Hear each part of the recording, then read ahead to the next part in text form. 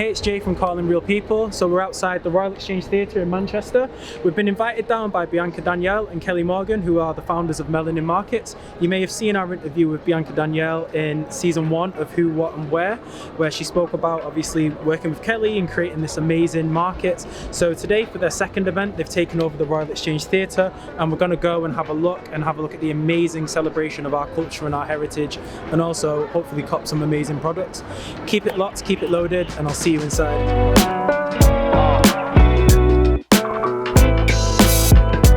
So hi, Calling Real People here at Melanin Markets. It's really great to actually see what you guys have managed to put together. I'm here with the amazing Kelly and the amazing Bianca. How do you guys feel? Look at the hard work. I know. I feel like it's literally just started, doors have just opened. Yeah. So we've not People fully are literally been waiting to come in again. It's great to be on like a bigger scale. It's great. It's so nice, like these types of spaces, I know we've had this conversation in your initial interview, aren't necessarily spaces where you see lots of people of colour, and it's really nice to actually come in and just see the variety and different interpretations of our culture, whether it's like art or jewels or clothing. Like it's really beautiful, so I commend you for the great work that you guys are doing. Thank you. Yeah, honestly, like I've never seen the Royal Exchange like this, so it's so nice that we could show it in this light. Yeah, it's magic. Literally magic. I'm still stunned. How has the journey been in terms of designing this one compared to the last one? We had a little bit of a longer run up to this one, which we definitely needed, because I think in comparison to the last one, on that final week we were still like this, innit? Whereas this week we've been checking. Oh, have we done this? Yeah. Have we got that? And that's been nice, to be honest, because it's just us two, and we didn't want to burn out. So what are your hopes for the future of Melanin Market? Like what's coming next? To keep going, to get bigger and better. Yeah, to get more support as well, so that we can keep doing bigger things. Yeah. I'd really love to have a permanent place somewhere in where there's a big footfall. Yeah, retail space. Retail space. Let's put that out there. If you've got a retail space, hit these guys up. Billboards that you're willing to like let us have for a couple of weeks. Yeah, I mean we got a mini billboard over there. Yeah. But if we could get a big one along the Mancunian Way, it would be great. I'd love outdoor festival space. Yeah. The possibilities are endless. We just want to keep showcasing, our community and doing what we do best. And we speak about these things as well. I think we always speak about these things and try and put them into the universe. So we've got whole ideas spreadsheet.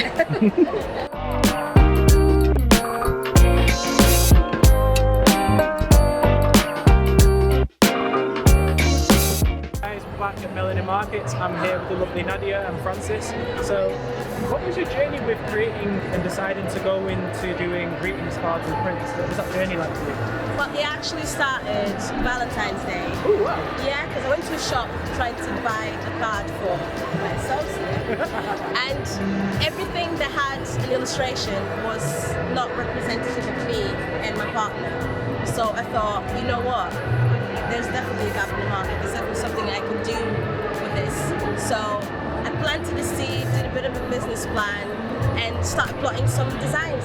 So I actually had to learn how to design, and I had someone to design with me as well. Because this is not my initial, path, let's say. Obviously, I wasn't the only one looking for representative greeting cards, and the response has been really good, really positive. And here we are. It's really great. It's really important that we were able to see ourselves, like as mothers, as fathers, as lovers, Absolutely. and showing those messages to young people. So I really rate you for what you're doing. Absolutely, thank you. As in terms of being a creative and freelancer, what's the market space been like when you've taken these?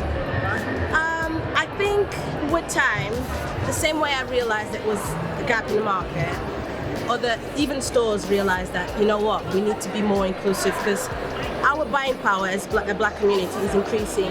So it's definitely something that stores are looking at, having more and more. What does Melanin Markets represent to you?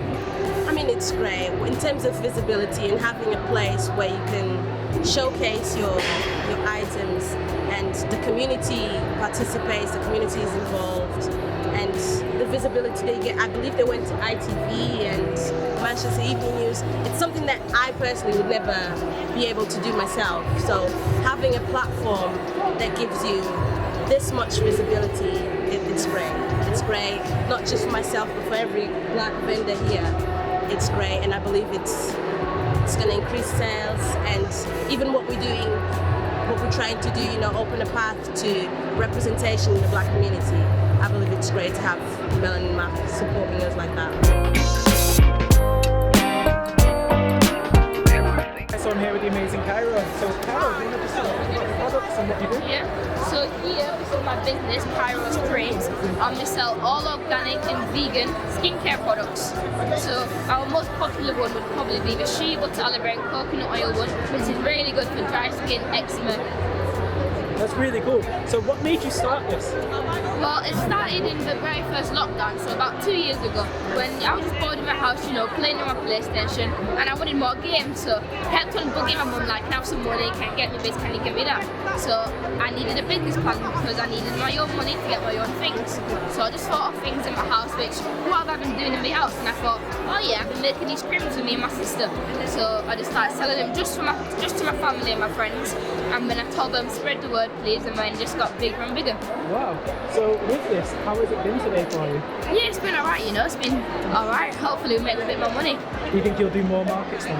Yeah, oh yeah, I've been definitely doing a lot more stores and markets recently. And in terms of products, do you think you'll create any other things in your line, or are you happy with where you're at now? No, I think we're definitely going to work on expanding, maybe, I don't know, deodorant, you know, shower gel, them sort of stuff thinking I'm making. Okay, and final bit, if you got any advice for any young people who want to be like you and do what you've done because you're an inspiration, what would that advice be? I would just say, just keep pushing, just keep trying, you know, it's all trial and error. Like, you need to just think of something you're good at and then expand it. Everything can turn into a business, I guess. So, how did you get started in psychology or psychotherapy? Oh, how did I get started? Originally I was working for the NHS and I was working in safeguarding. Ooh. And I would see certain names repeatedly and I was wondering why do these names keep coming through all the time, and counselling pops in my mind. Went off to find the course. When I first started the course I was a bit like, oh, I don't really know if this is for me. The first level is about listening and I thought, well, I listen all the time. When I started the course I realised I've never been listening and that was the spark for me that I needed. And 6 years down the line I decided, you know what, I'm going to set this up because like you said, it's needed in our community. There's nobody there, well there wasn't, there is now a few more, and for me passion is the transformation. People come to me, as you can see, with depression, loneliness, anxiety, a whole host of other things, but just through talking and me just assisting them with whatever's going on, the transformation is amazing. It must be so interesting because obviously with your work and with some of these issues, like I feel with therapy and with getting support, if you're being supported by someone that's outside of your community, there's almost a level of explanation that you have to do just to be able to get to the common ground. And I hear that constantly. That transformation must be really rewarding to see with the people that you work with.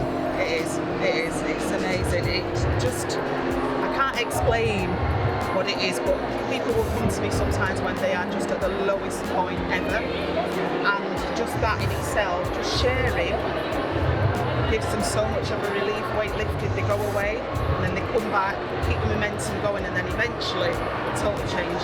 Now that I'm here, I think it's great because originally I was asked to do it and I thought, well, I've got nothing, you know, tangible to sell or anything, and I thought, what am I going to do? And then I thought, no, this needs to be shared. People need to know I'm here, and also hopefully gives them the inspiration to go away and check out further therapies, because there are a few, you know, black therapists around now, so I just wanted to share it with the community. I guess as well, like the sharing of knowledge isn't tangible, but the progression is. And so like even if someone comes over and sees your stall, takes a card and then gives you a call later, yes, then you're doing your thing. So yeah, exactly. We appreciate you. Thank you. Okay.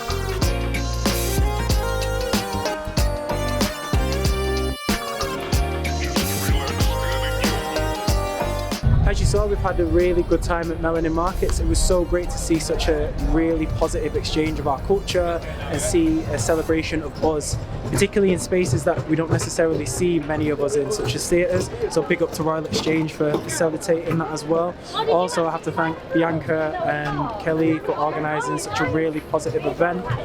The vendors were so cool. Like, I remember when we were in there, we were speaking to one individual called Cairo, shout out Cairo, who's like 12 years old and in lockdown started his own business, and he was in there selling creams, body washes and lip balms that he makes himself. So I'm leaving now after that conversation feeling really positive and super inspired, because if he's been able to go and start something, what's our excuses? Once again, thank you for watching us. Make sure you like, you share and you subscribe, and I'll see you next time on Calling Real People.